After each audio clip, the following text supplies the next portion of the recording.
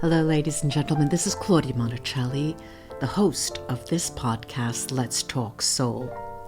Over the years, after having interviewed so many people on so many different topics, I realized that what interested my audience wasn't really the individual topics per se, but was how it impacted them, how it touched their soul. So I'll invite you all to lay back, put your feet up, and if you like what you hear, leave a review, 5-star review. I'd appreciate that. So just enjoy your listening. Hello, ladies and gentlemen, and I'm your host, Claudia Monticelli, with another episode. Today I have an interesting topic that all of us will just love. What is your favorite topic to talk about? It must be food. I'm with Faye Wilkin. Say hello, Faye, to our audience. Hello. Faye's talking to us from the UK, and she's a nutritionist. She helps busy independent women who want to do everything, but just can't seem to find the time to do that. And she supports them and guides them along their path, trying to get a handle over their health. Now, how did you get into this, Faye, into nutrition, you yourself? So I've always been a very big cook. Love cooking, love food. Really? Yes, I absolutely love it. But into the more nutrition side of things, and I guess the health around food, Right. I really got into it during, as many did, I think, sort of during the period of the COVID. And I sort of looked at how I could improve my health with what I eat, and I started to experiment a lot, and I started to Tell feel us, really good from it. tell us about these experiments. What were some of the good experiments? So definitely a big thing for me is seasoning, and also just finding clever ways to make food quickly as well. I have a corporate my main job is sort of in corporate, and for me, incorporating a variety of food and recipes is not always easy if you try to make it complex. So that was a very big thing for me, sort of how can I make the most delicious and nutritious food, but in a way that it doesn't leave me cooking for hours. Well, let me stop you just a moment, Faye. What is, I'm dying to find out, what is your favorite food?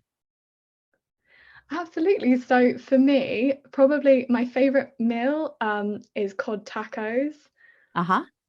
And can you explain it for the international audience? They may not know what a taco is. Absolutely. So it's sort of a mini tortilla type thing, and we warm it up in the oven till it's nice and crispy. And then I usually top that with some red cabbage, some blackened cod, with lovely cumin and lots of lovely spices.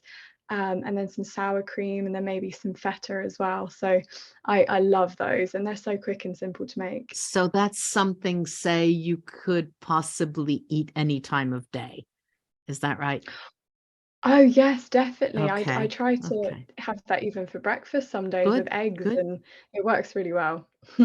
So you're out. I mean, you're very, very busy, and you're doing all of your work, and you have a very important date. A person comes to pick you up, and they want to impress you, and they know you're a nutritionist. What would really impress you? Where would they take you, and you would be impressed?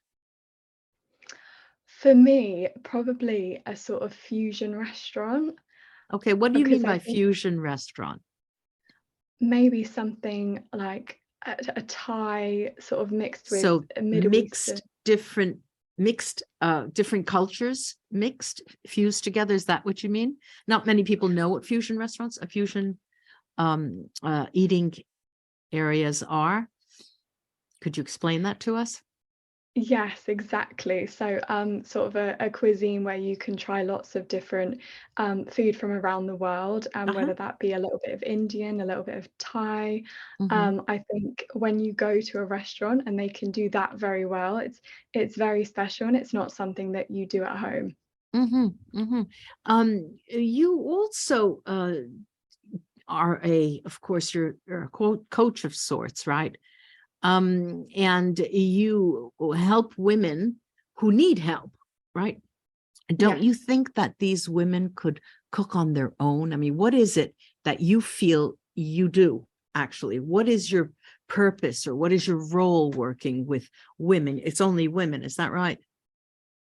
Yes, that's right. Mm-hmm. My mission is to really sort of empower Mm-hmm. ambitious women who find it really hard to integrate healthy routines into their life, and to really empower them to become in control of that and to Mm-hmm. achieve their health goals through nourishment and through mindset. Okay. So let's put that on a par with something else. I come from a background where a lot of the work I do is spiritual in nature. I'm a psychic and things like that. So, and my sister is a hairdresser. So everyone has their own, and I'm a linguist. So I would say, I would typically think, well, as soon as someone opens their mouth and you hear what they say, you know what they're like. And my sister would say, no, all you have to do is look at their hair and the way they have their hairstyle, and that speaks for them. And I, what would see that I'm sort of curious about what is it that brought you really to put that emphasis on food, in the sense that of course we need food to live, and today, in this day and age, you talk about fusion, so we're at a level where it's not survival food, this is gourmet to a certain degree. Why could this help women do whatever they want and control their life through nutrition? Are you talking about their weight balance, or not? What is it through nutrition that you can help them with? That's a very good Mm-hmm. question. And I think most people do sort of use food as a direct relation to weight. Uh-huh. And sometimes it's not really a wildly known thing yet. I don't believe that it actually impacts so much more. Your gut is directly linked to your brain. And if you have an unhappy gut, it can cause stress problems, it can cause diseases of sorts. And I genuinely think a good diet not only helps you to maintain a healthy weight, Mm-hmm. it also makes you feel energized. It helps your skin health, it makes your Mm-hmm. hair healthier, Mm-hmm. it makes you calmer, it Mm-hmm. helps reduce stress levels. Right. Um, and I read a recent study that actually said they put a group of 30 people in a trial for 6 months. Uh-huh. All of these people were clinically Yeah. depressed. Ah. They put them through therapy and through a healthier diet. And the Mm-hmm. people that didn't do therapy, they just improved their diet and lifestyle, had a much bigger impact on Yeah. reducing their symptoms. Uh-huh. Okay. Okay. Can you tell us of a success story in your work with women, and also a failure case study that you had, a case with a woman? Let's talk about the positive first. Absolutely, that sounds like a good idea. So Uh-huh. I'm also trained in behavior change. Uh-huh. So for me, that's a very big part of it. Right. And a lady came to me, and she had a very, very good understanding of Yeah. nutrition and what she Yes. should be What doing. she right. Mm-hmm. So she said to me, Faye, I know that I'm not having enough of this. I know that I need to Uh-huh. do this. I need to do this. And I said, okay. So So what do you why want are me you for? Yeah. Yeah. exactly. And she said, I can't do it. Like I can't make these changes. I know exactly what to do. I'm not doing it. So with her, Although in the end, I gave her sort of a recipe plan. I sort of went through what her individual body needed to nourish her properly.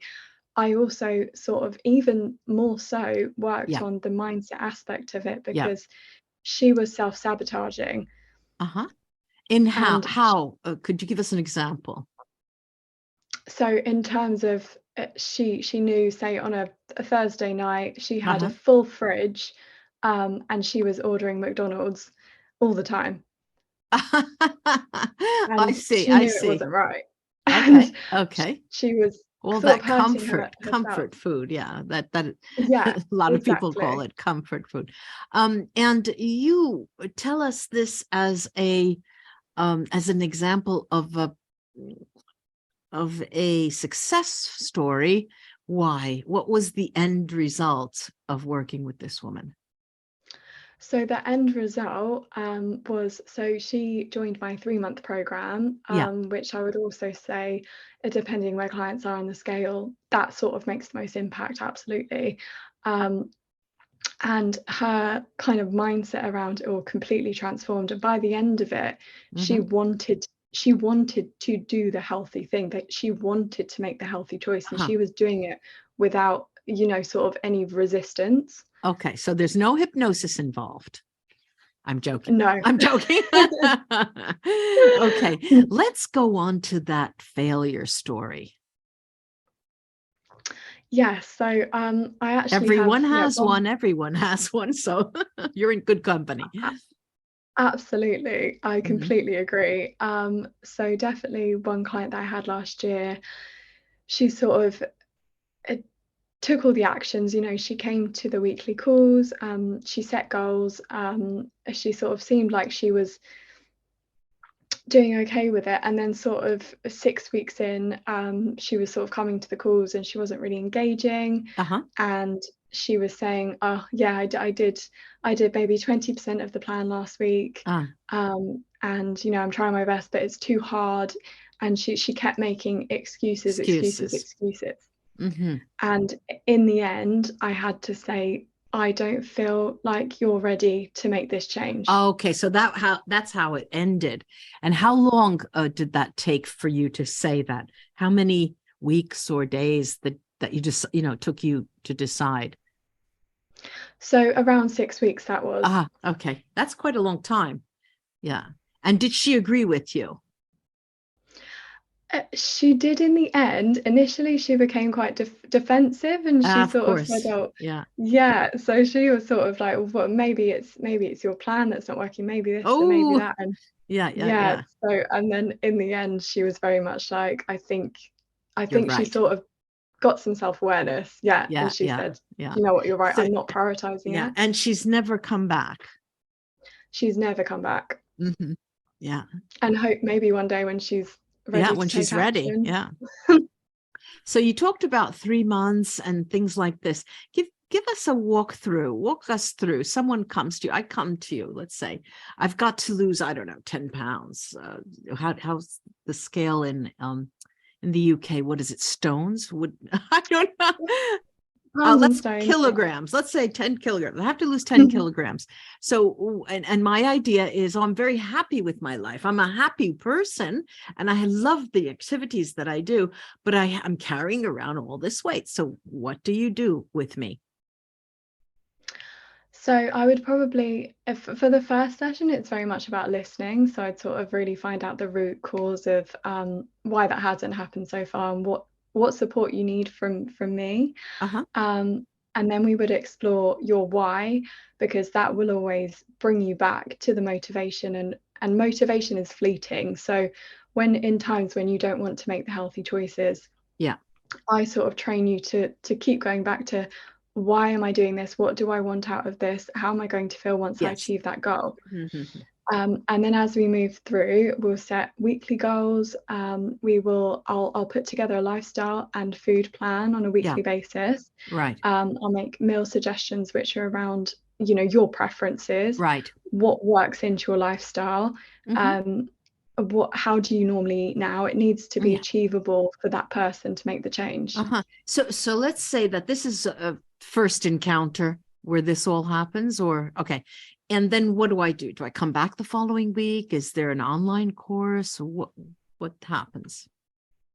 Yes, exactly. So we'd catch up on a weekly basis, Uh-huh. either a 30-minute to an hour call. We'll kind of work out a frequency Mm-hmm. when we start, Yeah. which again works around your lifestyle. I don't want to take up hours and Mm-hmm. hours of your time. Mm-hmm. And on those calls, we'll sort of review how things are going the past Okay. week. See, the thing is, it's interesting to me as I hear you talk, you never talk about weighing yourself or getting on the scale or numbers. That doesn't seem to work its way through your, your way of speaking. And I'm wondering, maybe that's part of the perspective. Is that part of how, or do people have to get on the scale? I mean, I don't know. If the goal is, I guess in my case, I have to say, what did I say, 10? I would have to measure it in some way, I guess. How does that figure into your program? So, and that's a great observation. And my focus is definitely less on statistics and more Right. on intuitivity, Mm-hmm. and balance and feeling better. Mm-hmm. As a result of that, people do lose weight, which is great. But Mm-hmm. I don't Well, sort what of, about the opposite? A person is bone thin and they just can't, they're just not motivated to get the nutrients into their body that they need. That is a very difficult case, that side. We always talk about the overweightness, Mhm. but has that ever happened to you with the client? It hasn't as of yet, actually. Uh-huh. It Mm-hmm. seems to be that it's more the Right, more of common course. thing that I've A dealt with is the other way common one. around. Yeah, yeah. It's a very Um, difficult thing to put on weight. For many, Very many difficult. years, I worked as an instructor, health instructor in a health club in the United States, when I Wow. was going through studying, and it was about 8 years. And at that time, we called it aerobics, and I would just simply aerobics, so I was the runner and got women up, jumping around, doing everything. And um, the what I noticed, my takeaway was, one, working with women is difficult, Hmm. and working with women who do not like their bodies is even more Yes. difficult. And no matter what you do, it's that you can't. It's very difficult to get over their opinion of themselves. I'm sure you've had this happen to you, Faye. Okay, so I'm lying down, you're sleeping, and you sort of wake up a little too early. You feel like crap, you feel awful, and you get out of bed and you're sort of sluggish, and you think, oh my God, I have an appointment in an hour. I have to get dressed, I have to put on makeup. What? And then by chance you walk in front of a mirror and you think, hey, I don't even look that bad. And all of a sudden you start feeling better, as if, Yeah. it's just the looking at yourself, and that reflection makes you is makes infuses you with a new motivation and zest for life. And I'm wondering, I know you can't bottle that view in the mirror and give it away as drops to someone, but is there a part of your program that works on the psychological side to accepting Yeah. the reflection of that mirror? Yes, there is. And I think perception is an incredibly important thing. Mm. And I really want to cultivate a positive relationship with that female and with her own Yeah, body. yeah, And I think that can have a massive impact on how you see yourself. yeah, yeah. When we talk about body and embodiment, I do a lot of work. I'm a psychic and medium, and I do a lot of work with the psychic world. Um, and there is, I can't remember now the author, the person who said it, but we are not bodies and people. We are souls with a body. Another guest mentioned a meat suit. We have a meat suit over us, and so it's really an embodied soul. And if you think of it that way, then Mm. then we're all exactly the same, except you have blonde hair, I have lighter blonde, and she has black, and sure, I have these 10 kilos that I mentioned, maybe I should get rid of them, but so what?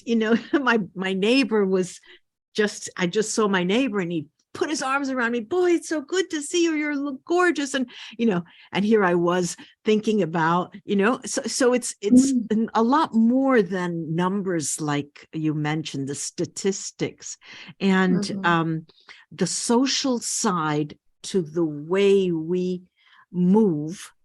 Because when I say move, I mean interact with and move into and out of our social activities is very important. Now, this brings me to another question, because many people are in where we live. You're in the UK, I'm in Italy.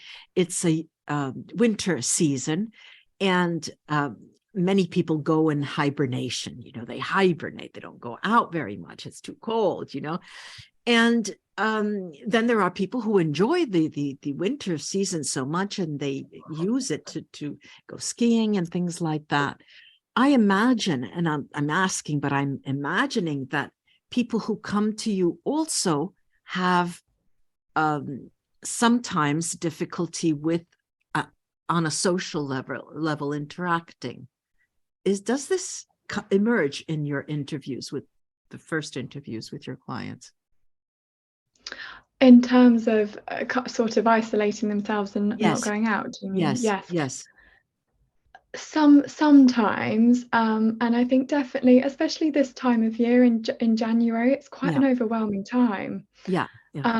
People are feeling a lot of pressure, and you sort of everyone. And what do you mean pressure? What kind of pressure?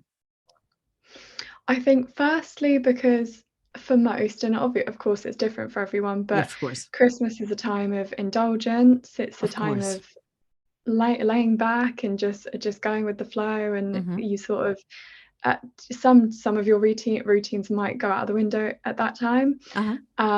And January starts, you're back at work if you work, and all people are talking about are resolutions, goals. So and there's it can pressure. be yes, it can be stressful, and I think that causes people to isolate as well, because they just feel a sense of overwhelm. Okay, so you don't do anything with them in terms of touching on their movement or their attitude towards interaction, or their attitude towards walking, or their concept, the concept that they have of their bodies in movement. Does that figure in? Maybe I give you an idea. Maybe I'm giving you an idea for your future, for you to sit into your program, because absolutely, not directly, but I work more on their relationship with themselves, which I think in turn, of course, they can have healthier relationships with those around them. Yes, of course. That's the number one. That's where it all starts. And it's true. Thanks for reminding us about that. Thank you so much for taking the time, Faye, to talk to us. We could find Faye at her website, FayeWilkinNutrition.com, or in her Instagram handle is Faye the Nutritionist. And good luck to you, Faye, and I hope to have you back. Thank you so much. It was great speaking with you. Bye-bye. Bye.